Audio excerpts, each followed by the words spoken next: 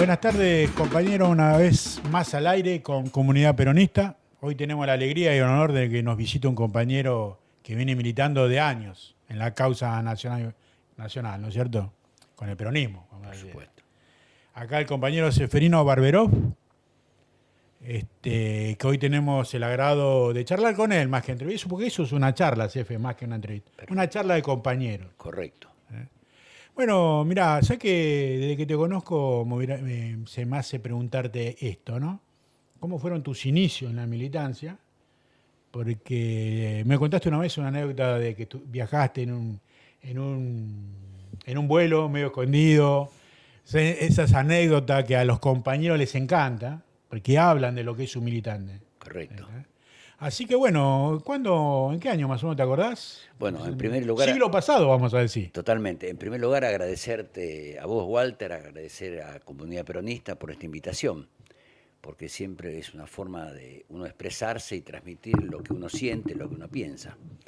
Entonces, los primeros años míos, desde muy joven, yo diría 12, 13 años, ya tenía innato el concepto de la política. Como decía el general Perón, la política es un arte, como la arquitectura, la escultura, la música. Y la política es un arte que, por supuesto, tiene algunas técnicas, conocimientos, pero ya uno la vocación o el deseo de participar en política, yo lo expresaba ya desde muy joven, a los 12 años, 12, 13 años. Mi hermano, a que le llevo 1 año y 3 meses, también teníamos la misma inquietud.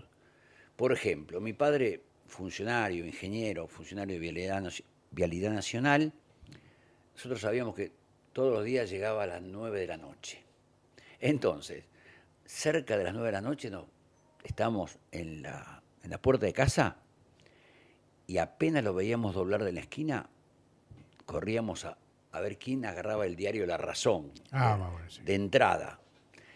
Y él a la mañana llegaba a casa La Prensa. O sea que yo ya desde chico empecé a leer los medios hegemónicos muy afines a los regímenes del 55 al 73. Claro. ¿Qué año estamos hablando de eso? Estoy hablando de 1964, 65. Sí. Yo tenía 12 años y ya había leído en los diarios el frustrado retorno del general Perón, a pesar que no estaba metido en el peronismo, porque mi familia no era de origen peronista.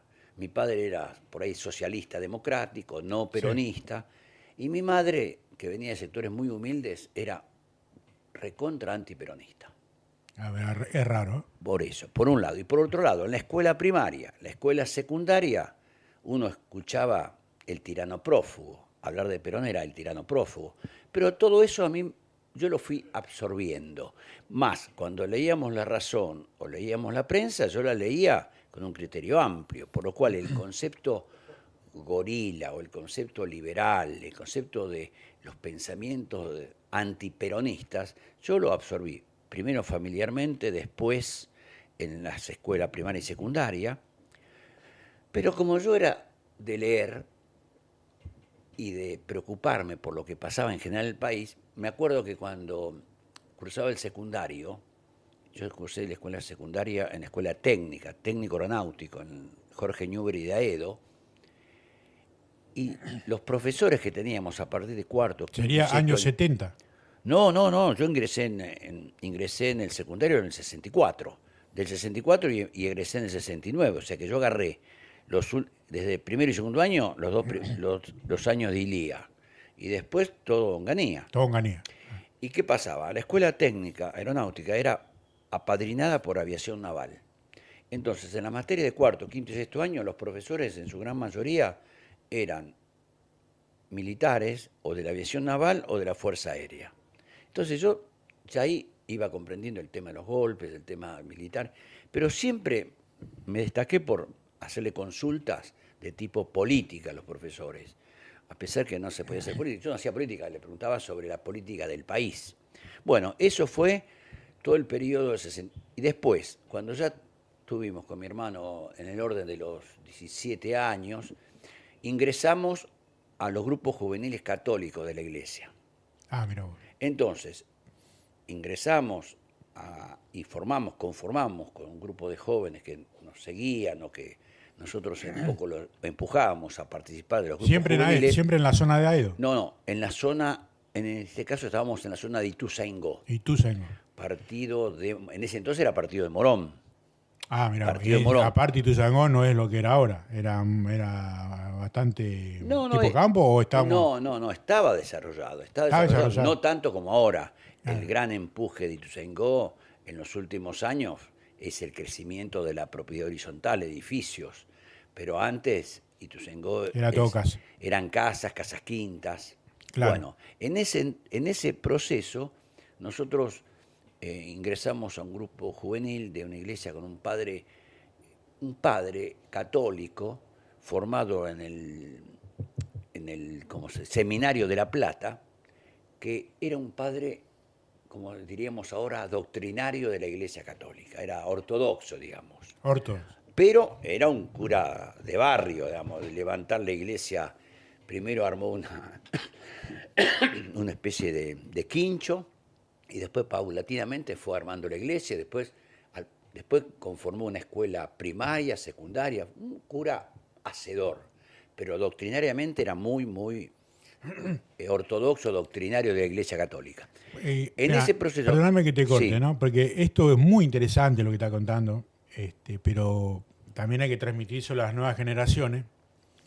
Y por eso yo cada tanto trato de ubicarme en el tiempo, no para mí, sino para lo que nos están viendo, ¿no? Bien. Estamos hablando ya años 70. Un poco antes del 70. Fines del 60. Fines del 60, la década fines del 60. Gobierno Onganía. Gobernaba Onganía. Gobernaba el famoso, para que los chicos que lo leen los libros de historia. Revolución Argentina. Claro, el Onganiato. El Onganiato. Porque para los jóvenes tienen que tener presente que la Argentina tiene el golpe militar primero el del 30, que cortó el proceso democrático de Hipólito Yrigoyen, claro, y la Unión Cívica Radical. Y viene la década infame. Viene la década infame del 30 al 40, y en el año 43 se produce la revolución en la que el general Perón fue un poco artífice. La revolución de los coroneles. De los coroneles. De los que salen en los libros de historia. Exactamente, porque lo que llamados grupo de oficiales unidos. ¿Pero por qué? A los jóvenes especialmente. Porque en esa década infame había una democracia formal, porque los conservadores, la oligarquía ganadera de la Argentina, prácticamente en conjunto con la Embajada Británica y la Embajada de Estados Unidos, elegían al próximo presidente y hacían fraude electoral. Le llamaban el fraude patriótico. Claro. ¿Qué hacían? Le retenían a los obreros de los campos el documento.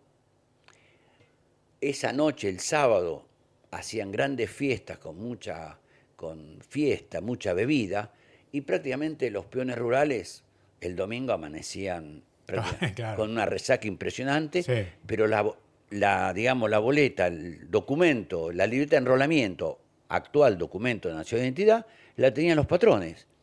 Y cuando se levantaban decían, vos ya votaste. O sea, que ellos ponían los votos que querían para imponer el presidente que ellos habían elegido como su testaferro o su empleado. Claro. Muy bien.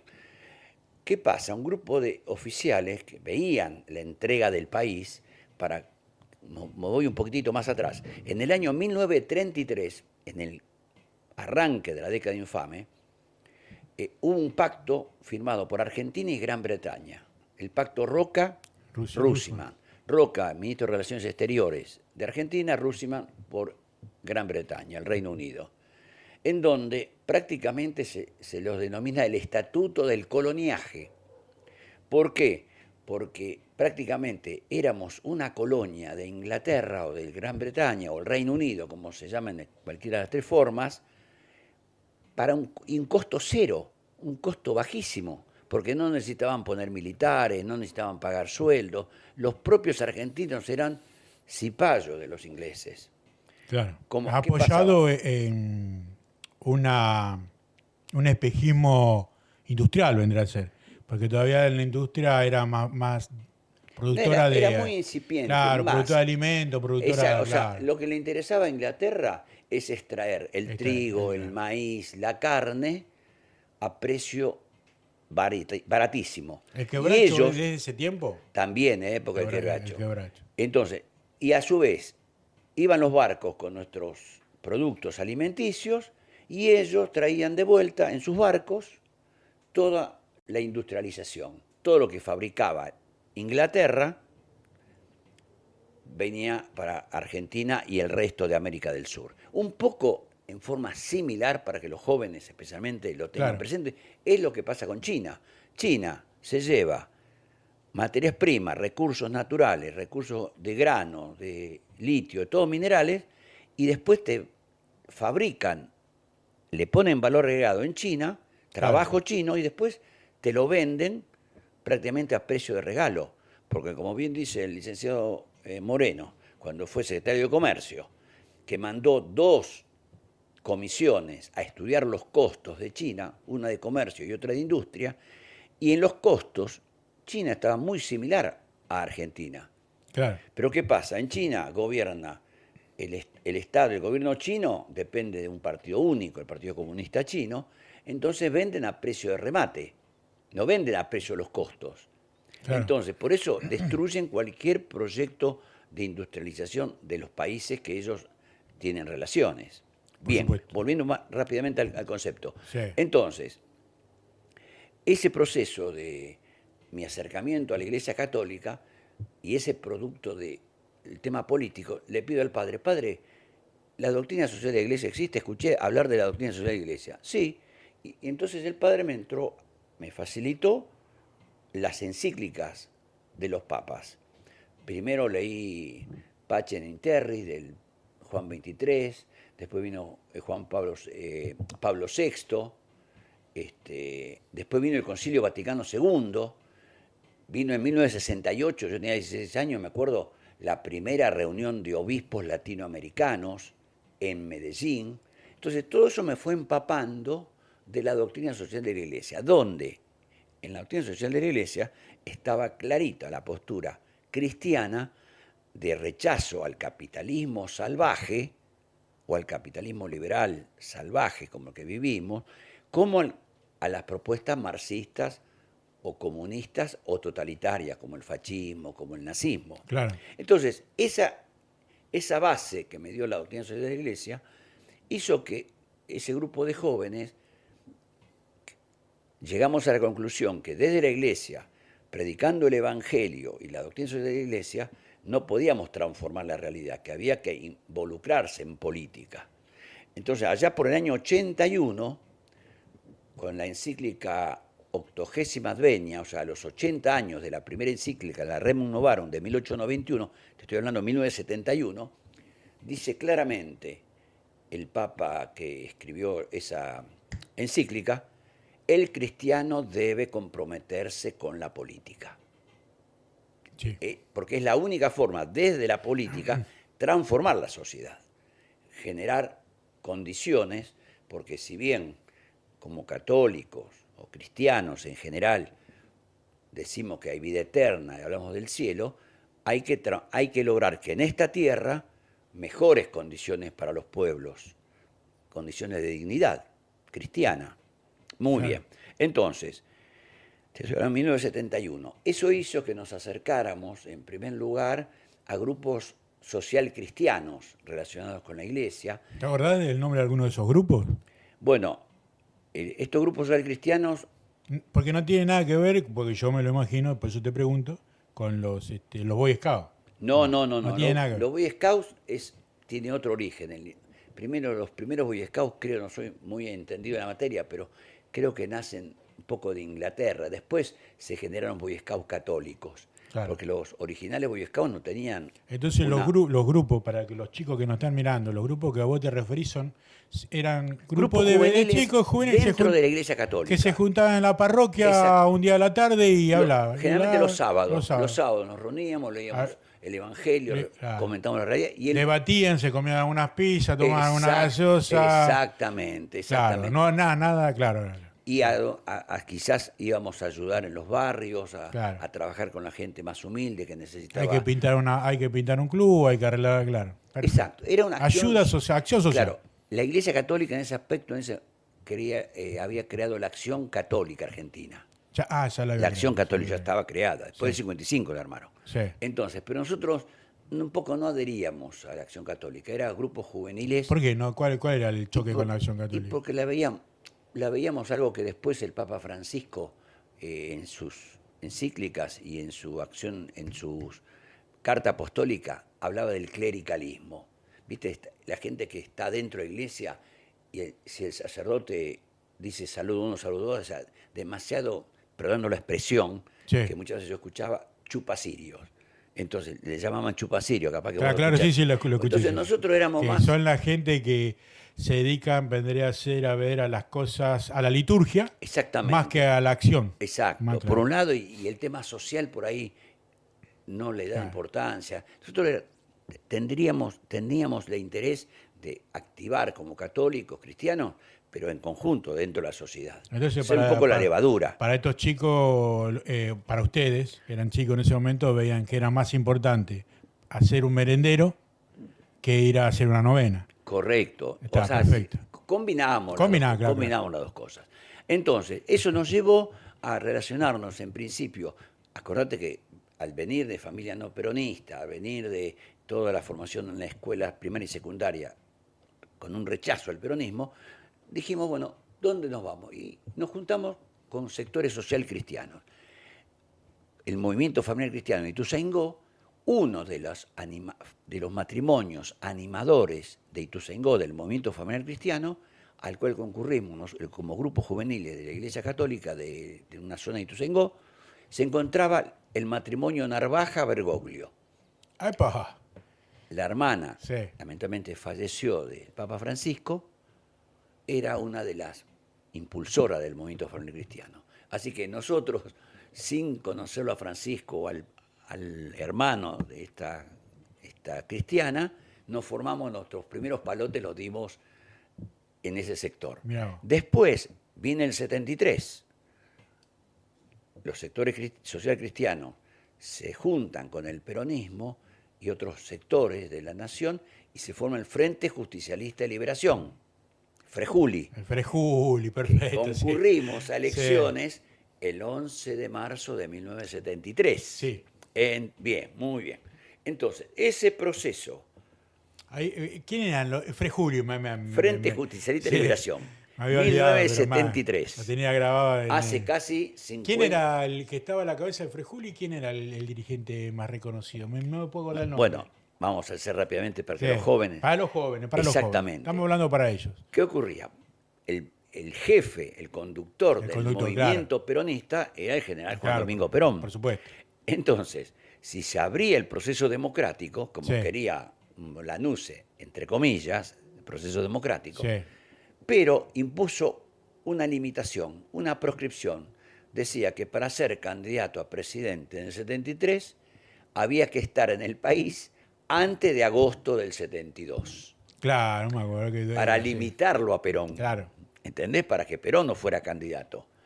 Entonces, Perón, con esa maestría de conductor estratégico... Podríamos decir, para los chicos que no están viendo, es una picardía de Lanusse, pero Perón fue más pícaro. Más pícaro. Y más Claro. y sí. Entonces, el general hizo que propusiera como candidato a presidente de la Nación y vicepresidente de la fórmula, Cámpora Solano Lima. Cámpora, proveniente del peronismo, y Solano Lima, proveniente de del Partido Conservador Popular. Porque dentro de los conservadores Sí. están los sectores populares y los sectores antiperonistas. Claro, mirá, estás, claro. Muy bien. ¿Sabes que Entonces, perdón sí. que te corte, Cefe? Está muy bueno. Para los que nos están escuchando, hay muchas cosas que nos está contando Cefe, que yo ahora las estoy recordando, pero que se dejaron de estar en el métier común de la política, esas cosas, sectores conservadores populares. Correcto. Hoy suena como un oxímoron, una contradicción, no, pero no era una contradicción en No, ese correcto. momento. Siempre Claro. Solano Lima y su sector acompañó al peronismo, desde el Claro. 55 en adelante. Claro. Bueno, muy Sectores bien. conservadores. ¿No? Conservadores, pero tenían una concepción popular, una concepción más nacional. Claro. No eran conservadores antipopulares y antinacionales. Perfecto. Muy bien. Entonces, ¿qué ocurre? Lanuse gobernaba, por lo cual manejaban los servicios de informaciones. Y otra cláusula de Lanuse y del gobierno de esa revolución argentina, que empezó con Onganía, después siguió con Leviston y después terminó con Lanuse, muy bien. Otra cláusula era el famoso balotage. El que fuera presidente tenía que reunir en primera vuelta el 50% del electorado. Si no, había que ir a segunda vuelta. Ahora te voy a preguntar algo, Sí. porque está muy bueno lo que estás contando, quiero que me desasné más que nada. Sí, Yo recuerdo que en ese tiempo la elección del candidato no es como ahora, sino que había un colegio electoral, puede ser, había colegio electoral, ¿cómo era? Muy ¿Cómo bien, era compañero, eso? muy bien, compañero. Gracias por la pregunta y sirve para... Entonces, se regía por la Constitución de 1853, reformada en 1860. Entonces, bajo ese régimen constitucional, la gente votaba en cada provincia Claro, y elegía electores. exacto. Electores. Votaba el doble de diputados nacionales y senadores que le correspondía a cada provincia. Entonces, se ganaba la provincia y salían los electores, y creo que habría mayoría y minoría, ahora no recuerdo exactamente, pero siempre se conformaba el colegio electoral. Entonces, para ser presidente, el pueblo no elegía directamente Claro. al presidente, elegía electores que elegían al presidente una vez reunido el colegio electoral. El presidente era elegido en forma indirecta, Exacto. no directa. No directa. Muy bien. Después vamos a llegar al 94, que se reformó. Se reformó, claro. Muy bien, en la pero en ese Constitución. entonces la elección era indirecta. Pero ¿qué pasó? Nos imponían la doble vuelta para evitar que el peronismo llegara. ¿Por qué? Porque los servicios de informaciones, en ese entonces se llamaba la CIDE, hacía encuestas. Y la encuesta, cuando le preguntaban a la gente a quién iba a votar, la gran mayoría del pueblo por ahí decía que no iba a votar, que no le interesaba votar, y pocos decían que iban a votar al peronismo, porque gobernaban los militares. Claro. La gente tenía miedo de perder el trabajo, ¿viste? Que lo detuvieran. Entonces era reacia. Entonces, en esas encuestas le daba el 38%, siendo Cámpora candidato a presidente, le daban 38% a Cámpora. Le daban ponerle 25% a Balbín y un 14% al candidato del anuncio de los militares, que era Manrique. Manrique, ahí está. Ahí Manrique, el pelado Manrique. El pelado Le Manrique. daba el 14%. Entonces la intención de Lanuse era, ¿cuál era? Era que ir a balotage y agarrar a los radicales con Manrique y buscar el candidato a presidente de entre esos dos. Claro, ahí vos estás nombrando la elección de 1973. 73. Entonces, Ahora te voy a pedir, espera, antes Sí. que está muy bueno, disculpame que te corto, disculpame. Sí. Porque la verdad que hay como quien dice, hay que sacarte el jugo, ¿viste? Hay que explicar. ¿Te acordás cuáles eran los partidos que estaban en ese momento? Manrique, que también lo había perdido del radar, ahora me vuelvo a acordar.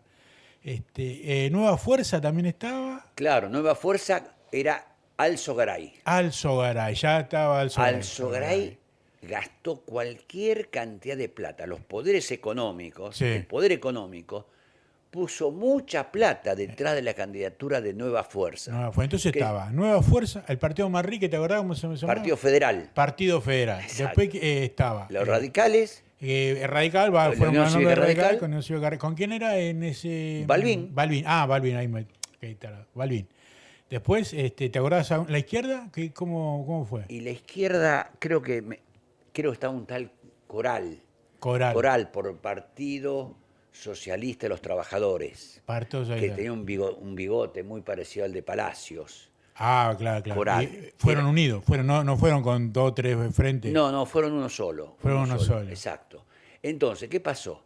Nosotros, me acuerdo, en la campaña cantábamos: con Cámpora y Solano le ganamos por afano.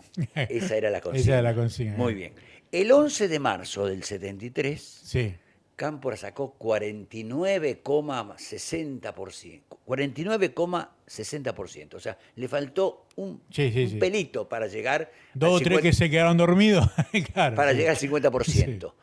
Por lo cual, Balbín, esa misma noche, decidió no ir a segunda vuelta.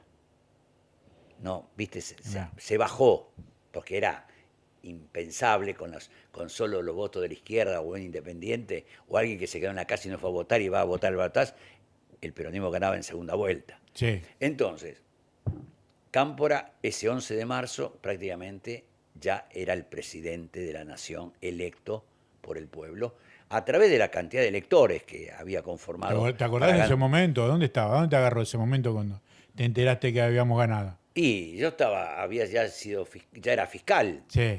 había sido Pe- fiscal. Me acuerdo de una anécdota, escúchame, una Sí. anécdota. Yo estaba en la escuela 6 de Ituzaingó Sí. y mi hermano era fiscal de la mesa. Entonces en la mesa votaba mi papá, mi hermano y yo. Sí. Entonces cuando va al escrutinio, Sí.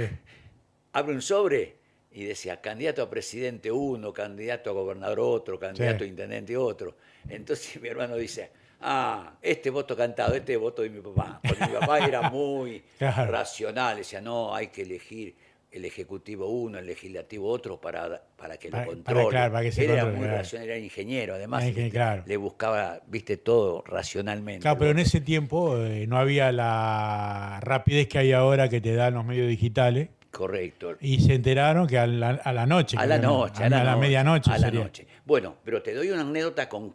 concreta para que todos los compañeros, los oyentes tengan presente. La misma noche del 11 de marzo del 73, cuando el peronismo triunfó como triunfó, los sectores oligárquicos empezaron a preparar el golpe contra el peronismo. Ese mismo día. Esa misma noche, un tal doctor Perrió armó junto con Martínez Diosa, empezaron a armar el equipo de economistas para preparar el golpe de Estado contra el peronismo. O sea que nosotros llegamos al 24 de marzo del 76, Sí. pero rápidamente podemos pegar un pantallazo, pero el general se murió el 1 de julio del 74, cuando ya era presidente. El golpe venía contra Cámpora, o contra Perón, o contra Isabel, pero el golpe inexorablemente venía contra el peronismo. Eso que los quede claro a todos los compañeros, porque el golpe no se preparó de un día para otro. La noche de esto lo relató un escritor y periodista en Página 12, que ahora no me acuerdo el nombre exacto, pero él relató en Página 12 una nota desarrollando el esquema, cómo empezaron a preparar el golpe de Estado del 24 de marzo. Claro, lo que estás diciendo para todos los compañeros es que no esperaron, no le dieron ni un día para ver qué es lo que hace este gobierno. Directamente, en el mismo momento que ganó, se empezó a preparar el golpe. Exactamente. Bueno, por supuesto que ese golpe también estuvo aparejado a muchos conflictos internos dentro del peronismo, sectores... Ahí ahora vamos a hacer un pequeño corte, está Sí. diciendo el operador, y cuando volvamos, mirá, que te vamos a invitar de nuevo, Cefe, porque Correcto. tenés para contar. Contanos lo que me gustaría saber, cómo era el clima del momento, cómo se manejaba la gente, porque esas cosas, los libros de historia no lo cuentan, ¿viste? Los libros de historia cuentan las fechas relevantes, quiénes estaban en el poder, pero lo que era el día a día a la calle, si faltaba esto, faltaba aquello, cómo estaban los precios, qué se decían cuando ibas a la feria a comprar y estabas esperando en la fila para comprar el pan, viste que la gente comenta. Correcto. ¿Cuáles eran correcto. los chimentos del momento? Si ya veían venir el golpe, si estaban contentos como estaba gobernando el general, o ya esperaban que se daban cuenta que el general, como dicen después muchos compañeros, vino ya a morir a su patria, ¿no? Totalmente. Si algunos compañeros ya en la calle se contaba esas cosas, porque esas cosas los libros no lo cuentan. No lo cuentan, perfecto. Dale. Bueno, vamos a un pequeño corte, compañero, y estamos volviendo.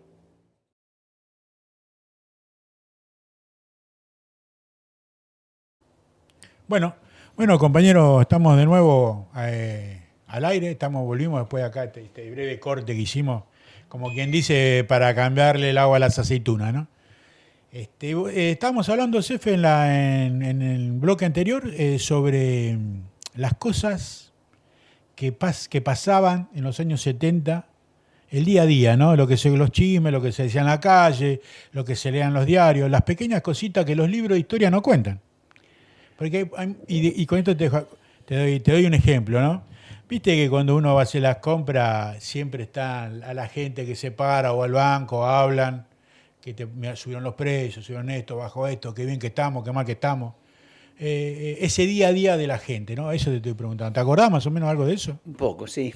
Bueno, hablé del 11 de marzo del 73, Claro, asumió Cámpora el 25 de mayo del 73, sí, y la primera medida de Cámpora fuerte fue la liberación de los presos políticos. me acuerdo, sí.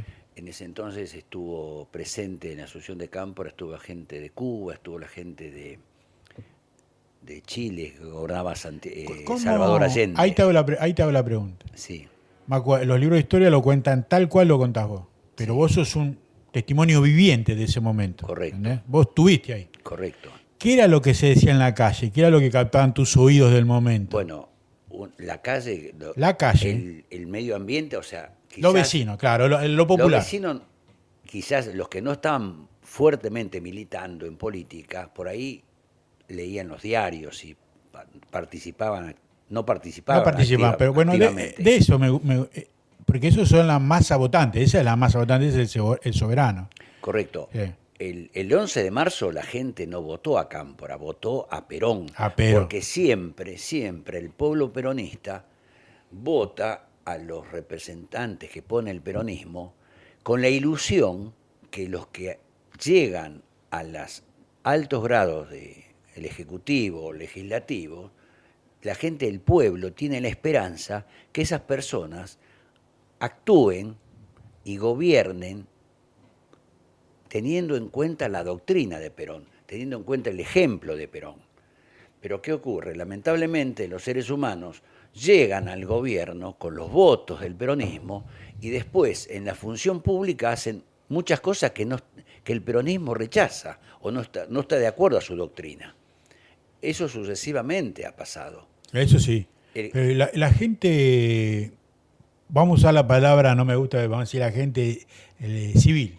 Porque Sí. está la gente que es política, como vos lo decís, muy bien lo decís, la gente que está en política, como yo estoy ahora, estamos militando, tenemos información, leemos otras cosas, Correcto. prestamos atención a otras cosas que por ahí el común de la gente no le presta atención, Correcto. porque vive en el día a día, ¿no? Sí. Le presta más atención a cuánto está el kilo de milanesa que a las coimas que está recibiendo este gobierno, la corrupción de este gobierno, ¿no? Pero está bien, no hay que enojarse porque es así la vida. Y por eso lo que yo te pregunto es exactamente qué era lo que decía la gente común, vendría a ser en esos tiempos. Bueno, ¿Qué le pareció La gente vivía esas primeras medidas? ¿Qué le pareció esas primeras medidas? Y las primeras medidas fueron generalmente apuntando a mejorar el bienestar de la gente. Pero Perfecto. políticamente la situación era más difícil. Había más clima de violencia política. Había clima de violencia política. Entonces, vino el proceso de que Rucci, entonces secretario general de la CGT, generó el movimiento para exigirle la renuncia a Cámpora. Porque Cámpora Claro. se ve que se había agarrado al poder y no le interesaba largar el poder.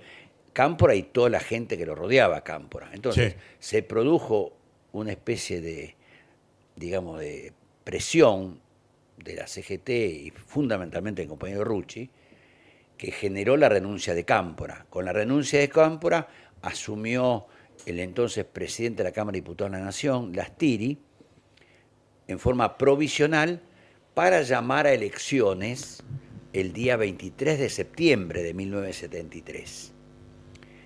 Ahí entre los candidatos a las elecciones del 23 de septiembre fueron la fórmula Perón Isabel, Pedro Isabel. y por el otro lado Balbín y los radicales. Y ahí Perón ganó en primera vuelta con el 62% 62% del electorado. Cosa que cuando Milei ahora en segunda vuelta llegó al 56%, dice como que es el mayor triunfo. No, el mayor triunfo fue en primera vuelta. Que es distinto, para que la gente entienda. La segunda vuelta o blanco o negro. La gente elige dos candidatos. En primera vuelta son un montón. Exacto. Claro. Bueno, entonces, en primera vuelta, en la primera elección del 23 de septiembre, Perón sacó el 62% del electorado. Al otro día, ¿cómo notaste el clima en la calle? De festividad, alegría. Bien. Pero, ¿qué pasó? El 25 de septiembre, 2 días después, 48 horas después del triunfo, menos de 48 horas, porque fue asesinado el compañero Rucci por sectores allegados a Montoneros. Eso, mirando a cámara, para los chicos que nos están viendo, Exacto. Me gustaría que lo digas. ¿Cuánto me dijiste? Menos de 48 horas. Menos de 48 horas. O sea, mientras el pueblo estaba de fiesta, la gente humilde estaba de fiesta, cometieron esa barbarie. Exactamente. Un asesinato fundamentalmente porque Rucci en ese entonces era el hijo político del general Perón, cosa que no tuvo hijos biológicos con Evita, claro. Pero el hijo político, como que le cortaron una pierna a Perón. Lo dijo él también, ¿no? Totalmente. ¿Por qué? Porque el general, cuando asumió Cámpora, el 25 de mayo, hubo 2 ministerios que Perón tuvo que ver, importantes. Uno, el Ministerio de Economía, que designó a Gelbar. Gelbar, que era el organizador y presidente de la Confederación General Económica, que agrupaba a todas las empresas, fundamentalmente las pymes, que un poco era el contrabalanceo de la Unión Industrial. Claro. Entonces, además de ser presidente de la Confederación General Económica, Gelbar tenía muchas relaciones con el Partido Comunista Soviético, con el PC de Unión Soviética. Es la Unión Soviética, no la Rusia de hoy. Exacto, de la Unión de Repúblicas Socialistas Soviéticas. Muy bien. Porque el general planteaba que, ¿por qué eligió a Gelbar? Además de ser presidente de la CGE, porque económicamente ni Estados Unidos ni Europa nos iba a comprar lo que producía Argentina. El único sector económico que podría comprarnos para desarrollar el proceso económico del país era el sector de la URSS, de la Unión Soviética. Por eso lo puso a Gelbar, que era un poco hombre relacionado con el Partido Comunista Soviético, por un lado. Por otro lado, en Bienestar Social lo puso a López Rega, que era un poco su secretario privado, un poco balanceando la cuestión. Gelbar generó primero un plan que había poca inflación, casi no había inflación, pero a su vez de que no había inflación, los sueldos estaban de acorde a los sueldos, digamos, las jubilaciones, había poder adquisitivo. La época de Gelbar se vivió muy bien económicamente. Perfecto. Muy bien. ¿Qué pasó? Se produce, estamos hablando de 25 de mayo de 73. Asume Perón el 12 de octubre del 73. Las elecciones fueron el 23 de septiembre, el 12 de octubre asume Perón como presidente de la Nación. Y sigue el mismo equipo. Gelbar en Economía, López Rega en Militar Social, Ministerio de Interior. ¿Cómo tomaba la militancia? Porque López Rega fue muy criticado por los otros y por los propios, ¿no? Correcto. Lo criticaban de todos lados López Rega. Correcto. Vos, como militante, ¿cómo lo tomabas a López Rega? ¿Era un sapo que te tenías que tragar? ¿Era un compañero que había que apoyar? No, nosotros sabíamos que López Rega estaba ahí porque respondía a intereses internacionales contrarios a lo de Gelbar. Y Perón siempre sostuvo, él sabía quién era López Rega. Nunca fue engañado por López Rega. Simplemente él decía, López Rega quizás responde a intereses de la CIA, Estados Unidos. Pero si lo saco, prefiero lo que a mí no me interesa que escuche Estados Unidos, no lo hablo delante de López Rega.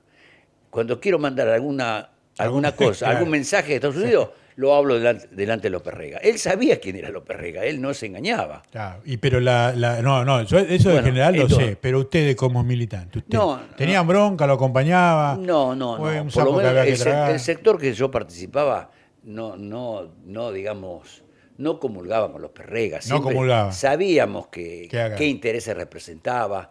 Era un compañero que estaba No, allá. ¿Viste? nosotros llegamos a Perón. Lo que hacía López Rega, la verdad lo mirábamos, sabíamos que él no tragaba mucho a nuestro sector porque nosotros era leal a Perón a muerte. Entonces, él, por ahí, muchos sectores que hoy critican a López Rega fueron apoyados por López Rega, fueron puestos en lugares determinados por López Rega. Así que, como decía Mordisquito, Discépolo, a mí no me van a contar.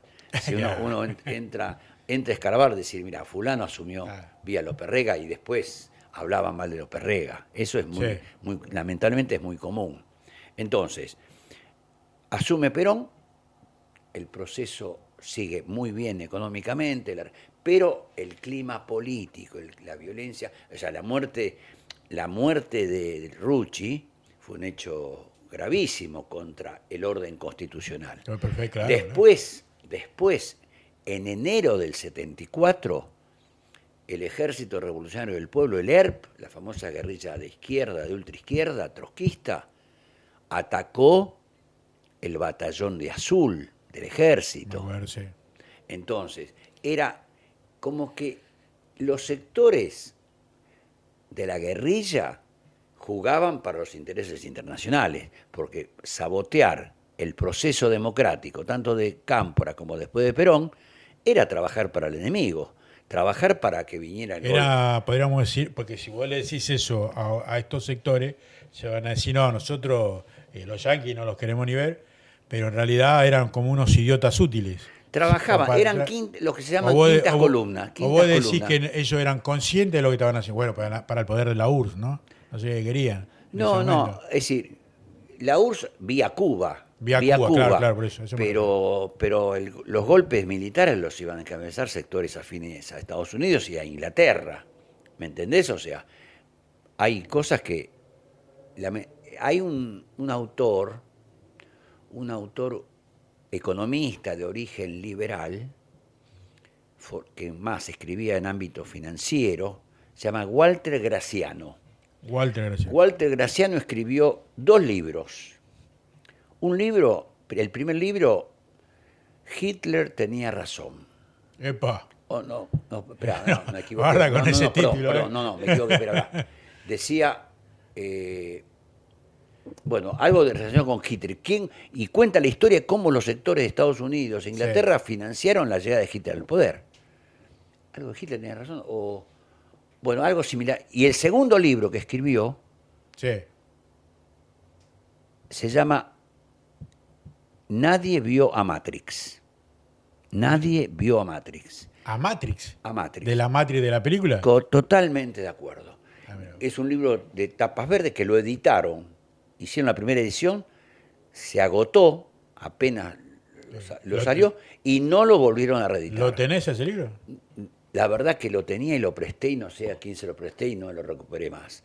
Pero es un libro, realmente, que muestra cómo se maneja el poder internacional. Cosa que muchas veces los medios masivos, nadie te explica. Claro. En ese libro él sostiene, por ejemplo, para darte una idea, en esa época asesinaron a un líder demócrata cristiano de Italia, Aldo Moro. Aldo Moro, sí, recuerdo. Bueno, Aldo Moro lo asesinaron. Claro, que decían que eran los masones y todo eso. Bueno, lo asesinaron las Brigadas Rojas. Las Brigadas Rojas, exacto. Una especie similar a lo que era el ERP acá en Argentina. Sí. ¿Qué dice en el libro varios autores? Que el jefe de las Brigadas Rojas de Italia eran financiados y pagados por la CIA. ¿Me entendés? No, pero me estoy confundiendo. Aldo Moro no tiene nada que ver con Lucio Gelli, ¿puede ser? No, nada que ver. Lucio Gelli fue presidente, el que armó y desarrolló el ENI, Ente Nazionale de Hidrocarburos, la YPF de Italia. La YPF de Italia. Y precisamente por generar una empresa importante italiana, capitales que no tenía petróleo Italia, Sí. pero él entró a jugar en el orden internacional y, Claro, tenés razón, mirá, no tiene petróleo Italia como, exacto, claro. y él generó un proceso que la ENI era importante. Y un día el avión, se cayó el Se avión quedó. y se murió. Bueno, volver a No, perdón, recomendarnos. perdón, perdón, perdón, perdón, perdón. ¿Vos dijiste Licio Gelli? Licio Gel, claro, No, Licio perdón, Geli. me confundí con Matei, el Mate. presidente del ENI. Licio Gelli Sí. fue autor de la De logia la logia, ahí está. Propaganda Due, Due, una claro. propaganda, una logia de origen masónico, con la cual tuvo relaciones López Rega, pero también tuvo relaciones Macera, tuvo relaciones Suárez Mason del ejército. Sí. Así que era una logia que apuntaba al poder. Y Claro. más. Algunos dicen Sí, que el corte de las manos de Perón, famoso durante- corte. de las manos de Perón, que todavía no aparecieron durante el gobierno de Alfonsín, 1987, fue una especie de venganza de las logias masónicas porque supuestamente querían que Perón, cuando llegara al gobierno, le firmara todo el comercio exterior de la Argentina para ellos, para que lo manejen ellos, y Perón no se prestó a esa aprete. Y por eso, años después, estando enterrado, hicieron Hicieron esa barbaridad. esa agresión. Claro. Bueno, Bueno, entonces, entonces, pero ¿qué? antes que no vayamos, Sí. danos, mirando a cámara, el nombre de lo que vos recomendás esos libros, que son interesantes. Voy a tratar de si los consigo. No, es difícil porque no No, se ve- editó. claro. Walter Graciano. Sí, Walter Graciano. Walter Graciano. Nadie vio a Matrix. Nadie vio a Matrix. Sí. Exacto. Porque es un libro que desarrolla muy bien el concepto del poder internacional, cómo se maneja el poder internacional. Y hay otro libro que también a los compañeros, a los que sean, especialmente a los jóvenes, me interesa que los jóvenes, por eso. traten de buscarlo Sí. y leerlo. Y después el otro libro que también es muy interesante, es de un autor argentino, Marcelo Gullo, Sí. que escribió un libro que se llama El nuevo paradigma de las relaciones internacionales. Marcelo Gullo. El nuevo paradigma de las relaciones internacionales. Bueno. Y otro libro que tiene paralelo, que también habría que leerlo, sería el libro de Marcelo Gullo sobre la relación de Argentina y Brasil. Toda la importancia que tiene la unión de Argentina y Brasil. Dentro de este mundo que estamos viviendo, Brasil, yo les anuncio a los jóvenes, en el 2050 va a ser una de las 10 potencias mundiales económicas. Claro. Entonces, si Argentina Pero no también crece, decía a los jóvenes que 50 años atrás, 60 años atrás, nosotros estábamos por delante, Brasil. totalmente, eso ninguna duda. En 1976, precisamente, en el golpe de Estado, Argentina, su producto bruto, su producto industrial, era superior a Brasil. Era superior a Brasil. Superior. Más, les voy a contar una anécdota personal. Yo en la escuela secundaria, les dije, estudié en colegio técnico aeronáutico. Sí. En el año 1968, estábamos en quinto año, el profesor de aerodinámica, un ingeniero nuevo, que había trabajado en la fábrica militar de aviones en Córdoba, estuvo en la relación con la fabricación del Pulqui, estuvo todo en ese proceso, nos llevó desde Aedo, esta era la escuela, fuimos en micro hasta la base de Palomar. En Palomar subimos a un avión de la Fuerza Aérea, aterrizamos en el aeropuerto de Córdoba, de ahí nos llevaron a la fábrica militar de aviones. 1968, yo estaba en quinto año. Mirá vos. Y estaba el Guaraní, estaban fabricando el Pucará. Yo 69 egreso como técnico aeronáutico. Años 71, 72, leí una conferencia de un doctor en el Círculo de Fuerza Aérea, ahí en la calle Florida y Córdoba. Voy a escuchar, como me interesaba todo lo que era aeroespacial. Y ahí escucho que Embraer, la fábrica De aviones. Embraer, en el 1968 estaba pasando la motoniveladora para instalar la fábrica de Embraer. En la misma época que donde Argentina ya tenía años de experiencia en fabricar, los brasileños arrancaban. Hoy Embraer es la tercera empresa fabricante de aviones del mundo. Exacto. Después de Boeing y de Airbus. Sí. Es increíble. Es increíble. O sea, ¿por qué? Yo, leyendo el libro de Marcelo Gullo y además mi propia experiencia personal, yo sostengo lo siguiente. Brasil va a ser potencia en el 2050, primero por su superficie, por sus recursos, pero fundamentalmente porque Brasil tiene una clase dirigente con mentalidad de potencia. Ellos se dicen Brasil más grande del mundo. Claro. No solamente en el fútbol, ellos quieren destacarse en todos los órdenes. Tienen una visión estratégica. Claro, unos empresarios que tienen visión nacionalista, visión del país. Perfectamente, vos lo dijiste.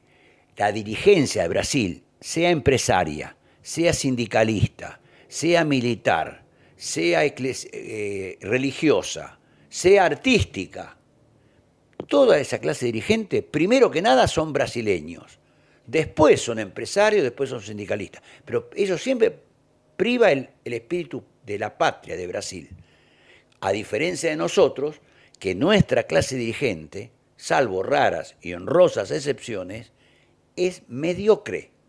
Claro. No tiene una vocación de Argentina potencia en todos los órdenes. No, salvar su quintita. Su quintita, su negocito, su sector, y no miran más allá de sus narices. Claro. Por eso la Argentina, con las riquezas naturales que tenemos, con las bellezas naturales que tenemos, le es difícil si no hay un trasvasamiento, no solamente generacional, sino un trasvasamiento en las mentes de los argentinos y especialmente de las clases dirigentes.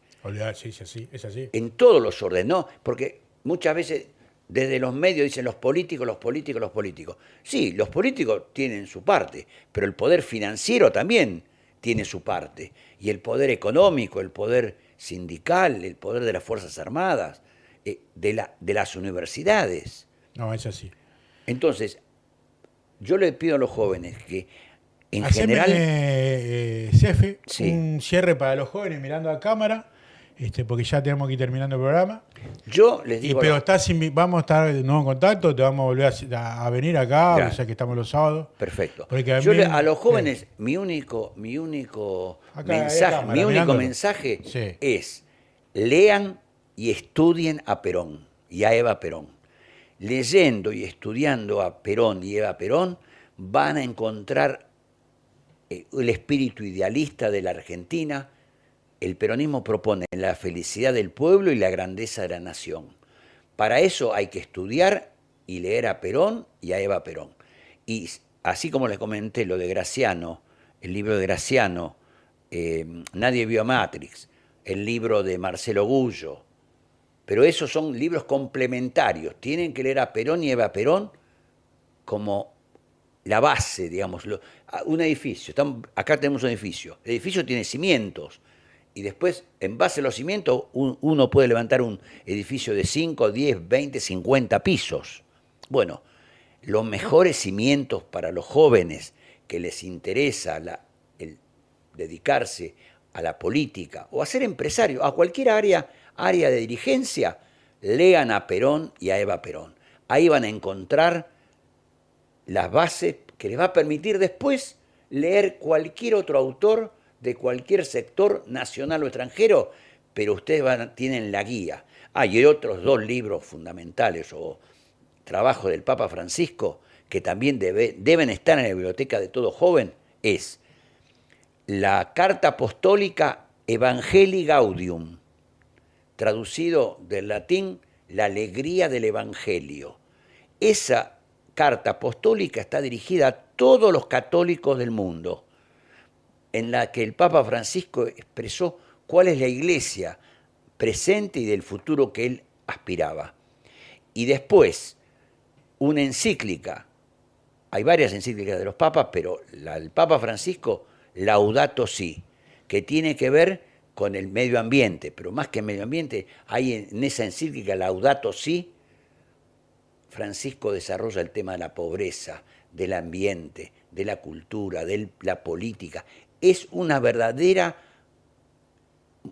la encíclica esa para que y que no está dirigida solamente a los católicos, apenas en las primeras hojas de la encíclica dice, yo dirigí la carta apostólica a los católicos, pero esta está dirigida a todos los hombres de buena voluntad del mundo. Muy bien. Porque él habla que la tierra es nuestra casa común. Entonces yo le digo a los argentinos, jóvenes especialmente, piensen en la tierra, pero también dentro de esa tierra está lo que yo les llamo una habitación de la casa común, que es Argentina. Claro.